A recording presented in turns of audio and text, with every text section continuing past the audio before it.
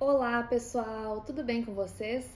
Bom, o assunto de hoje é um assunto que muitas pessoas têm dúvidas, que é a guarda compartilhada. Bom, a gente tem a guarda compartilhada atualmente como prioridade nas ações e nos processos de família, porque na verdade ela é o tipo de guarda que melhor atende os direitos da criança e do adolescente e manter a sua convivência familiar. Claro que a guarda compartilhada ela pressupõe que os genitores eles possam ter um mínimo de diálogo para que eles possam ajustar como que vai se dar essa guarda compartilhada da criança, tá bom? Então, se obviamente não houver diálogo ou houver conflito, a gente vai optar por utilizar outro tipo de guarda naquele caso, mas sempre lembrando que a guarda compartilhada é a melhor opção para a criança, tá bom? Então, assim, a guarda compartilhada, ela não pressupõe uma divisão milimétrica do tempo. Ela pressupõe que os pais eles vão poder dividir as obrigações e as responsabilidades da criança, assim como vão ter o direito de dividir a tomada de decisões. Então, um dos pais ele não vai poder tomar uma decisão sem concordância do outro. Ambos os pais vão ter esse poder de decisão da criança. Mas, obviamente, a criança ou adolescente ela vai ter uma divisão de tempo com ambos os pais, mas não vai ser aquela coisa milimétrica, um dia com cada um.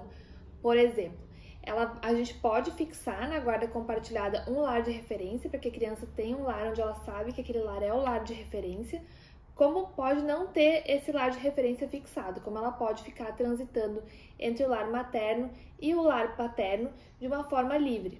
Tá bom? Então, isso vai ser ajustado conforme for a necessidade dos pais e conforme eles forem construindo esse diálogo, porque é importante que na guarda compartilhada os pais eles abdiquem do passado, abdiquem das suas mágoas e pensem na criança sempre em primeiro lugar, sempre colocando o filho em primeiro lugar e mantendo o diálogo, porque o diálogo é muito importante nas relações de família para que se mantenha também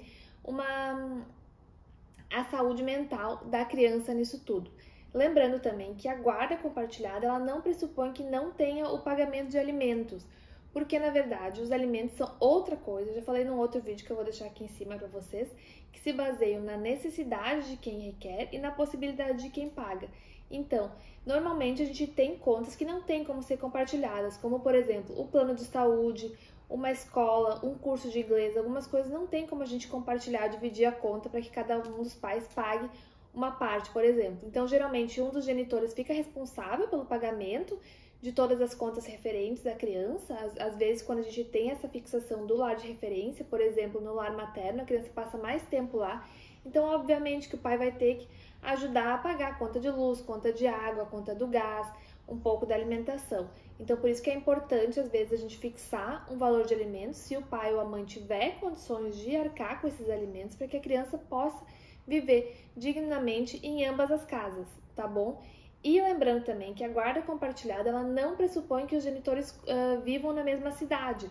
A gente pode fixar a guarda compartilhada em cidades diferentes, porque atualmente é possível que a gente mantenha contato, mantenha-se o vínculo de forma virtual, não é? Então, muitas vezes os adolescentes têm o WhatsApp, a gente pode fazer ligação de vídeo, então mesmo que um dos genitores não conviva diretamente na mesma cidade, a gente pode ter a fixação da guarda compartilhada em que se tenha momentos em que se possa ter uma convivência virtual, para que aquele pai ou aquela mãe que não está ali presente, ele possa principalmente poder ter acesso a informações e ao poder de decisão quanto às questões da criança.